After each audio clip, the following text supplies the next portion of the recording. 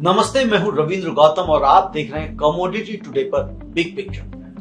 दोस्तों, आज हम आपके सामने ऐसी दो खबरें लेकर आए हैं जो देखने में अलग अलग लगती हैं, लेकिन असल में एक ही सवाल की तरफ इशारा करती हैं। भारत का व्यापार और भारत का किसान दुनिया से कैसे जुड़ा है। एक तरफ आंध्र प्रदेश में चावल की कीमतें बढ़ रही हैं और सवाल है कि इसका असर आपकी थाली तक कैसे पहुंचेगा, और दूसरी तरफ आज ही से भारत और ब्रिटेन के बीच वह फ्री ट्रेड एग्रीमेंट लागू हो गया है जिसकी बातचीत 3 साल से चल रही थी, और इसमें भी एक चावल का अध्याय छिपा हुआ है। एक कहानी घरेलू बाजार की है और दूसरी वैश्विक मंच की, लेकिन दोनों के केंद्र में वही सवाल है, किसान को फायदा कहां है और उपभोक्ता की जेब पर बोझ कितना है। तो आइए आज दोनों खबरों की बिग पिक्चर एक साथ समझते हैं। तो सबसे पहला सवाल है कि चावल महंगा क्यों हो रहा है और क्या पूरे भारत में कीमतें बढ़ने वाली हैं? जी हां दोस्तों, आंध्र प्रदेश के काकीनाडा से एक खबर आ रही है जो शायद आपकी रसोई तक पहुंचने वाली है। यहाँ 26 किलो के चावल के बोरे की कीमत में पिछले कुछ हफ्तों में 200 से 300 रुपए तक की सीधी बढ़ोतरी हो गई है।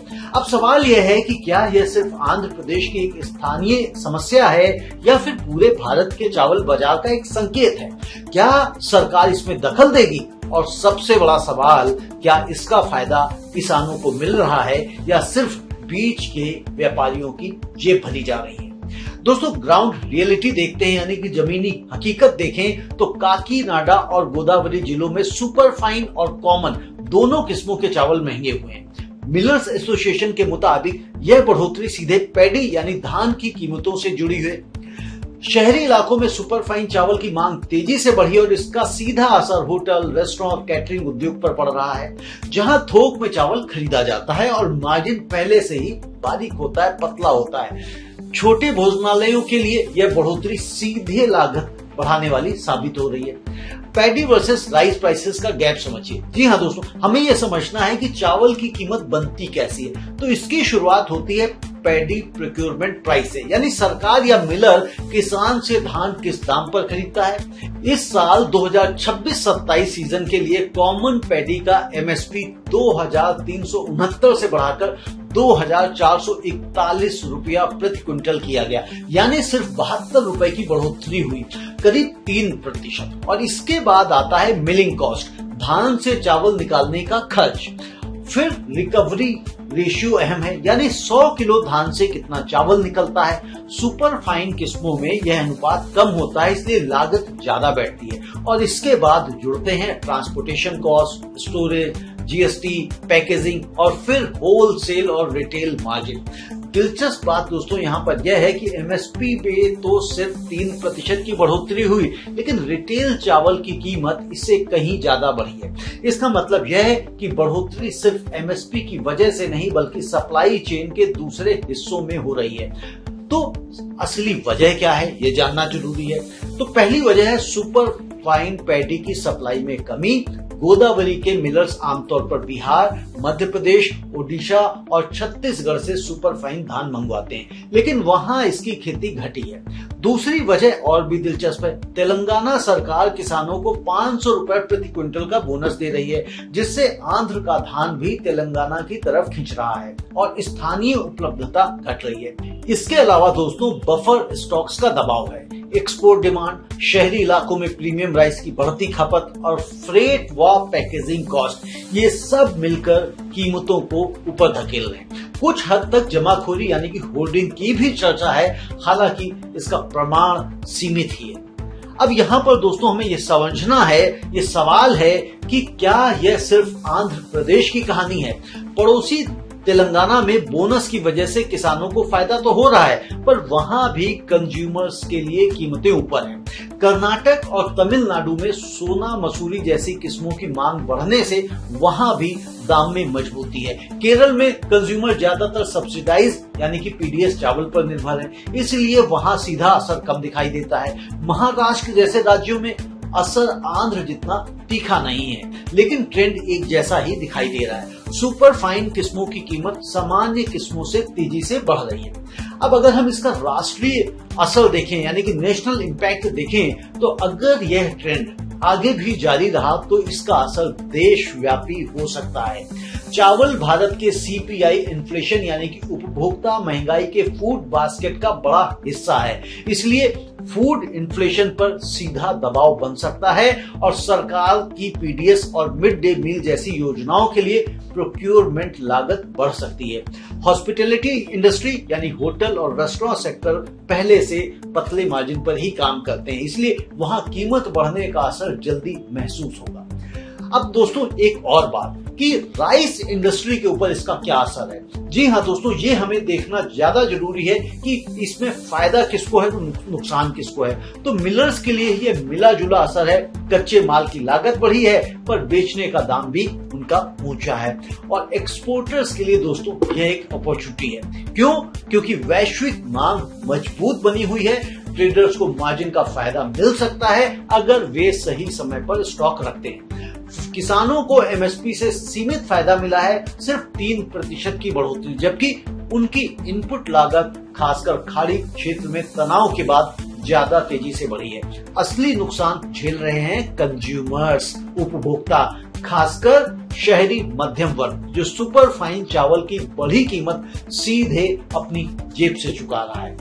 अब आगे की कहानी क्या है, फ्यूचर आउटलुक क्या है? तो आगे के 3 महीनों में क्या देखने लायक होगा?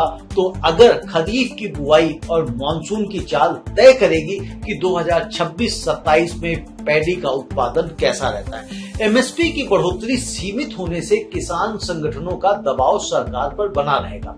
भारतीय किसान यूनियन जैसे संगठन पहले ही इसे अपर्याप्त बता चुके हैं। सरकार की एक्सपोर्ट पॉलिसी पर भी नजर रखनी होगी। अगर घरेलू कीमतें और बढ़ी तो एक्सपोर्ट पर अंकुश लगाने का दबाव बढ़ सकता है। अब बात करते हैं दोस्तों आज की दूसरी बड़ी खबर की।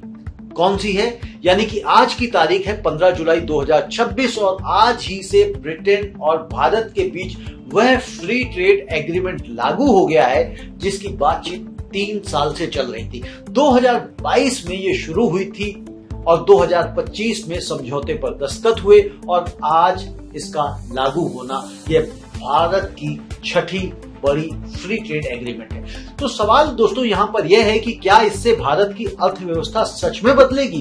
क्या भारतीय किसानों और एक्सपोर्टर्स को फायदा मिलेगा? और क्या ब्रिटिश सामान अब भारत में सस्ता होगा? दोस्तों पहले ये समझते हैं कि एफटीए क्या होता है और बहुत ही आसान सी भाषा में आपको समझाने का मैं प्रयास करता हूँ। दोस्तों जब 2 देश आपस में तय करते हैं कि एक दूसरे के सामान पर टैरिफ यानी कि आयात शुल्क यानी कि इंपोर्ट ड्यूटी कम लगाएंगे या फिर वो खत्म कर देंगे। जैसे मान लीजिए भारत से भेजी गई साड़ी पर ब्रिटेन में पहले भारी ड्यूटी लगती थी, अब वह घटकर 0 हो गई, 0 हो गई। इससे भारतीय सामान को ब्रिटेन के बाजार में बेहतर मार्केट एक्सेस मिलता है, लेकिन इसमें एक शर्त होती है, रूल्स ऑफ ओरिजिन, यानी यह साबित करना कि सामान सच में उसी देश में बना है, ना कि किसी तीसरे देश से घुमाकर लाया गया है।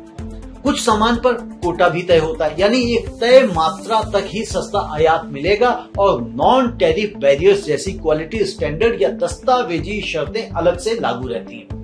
अब भारत को इससे फायदा क्या है? तो दोस्तों इस समझौते के तहत भारत के लिए 99% टैरिफ लाइनों पर ड्यूटी फ्री एक्सेस मिल रहा है और सबसे बड़ा फायदा लेबर इंटेंसिव सेक्टरों को है। टेक्सटाइल और अपैरल पर पहले 12% तक की ड्यूटी लगती थी और अब वह 0 हो जाएगी। जेम्स और ज्वेलरी, इंजीनियरिंग गुड्स और ऑटो कंपोनेंट्स पर भी 18% तक की ड्यूटी जो लगती थी वो अब खत्म हो रही है। फार्मास्यूटिकल्स और केमिकल पर 8% तक की राहत मिलेगी। एग्रीकल्चर सेक्टर में प्रोसेस फूड पर तो सबसे बड़ी राहत है, जहां पहले 70% तक ड्यूटी लगती थी वो वहां पे राहत मिल रही है। मैरीन प्रोडक्ट्स पर 21.5% और लेदर फुटवियर पर 16% तक की ड्यूटी खत्म हो रही है। यानी भारत के लेबर इंटेंसिव एक्सपोर्ट सेक्टर्स के लिए यह तुरंत असर डालने वाला समझौता है। जी हाँ दोस्तों, लेकिन अब हमें यह भी समझना चाहिए कि यूके को क्या मिल रहा है, क्योंकि दूसरी तरफ ब्रिटेन को क्या मिल रहा है यह जानना भी आपके लिए जरूरी है।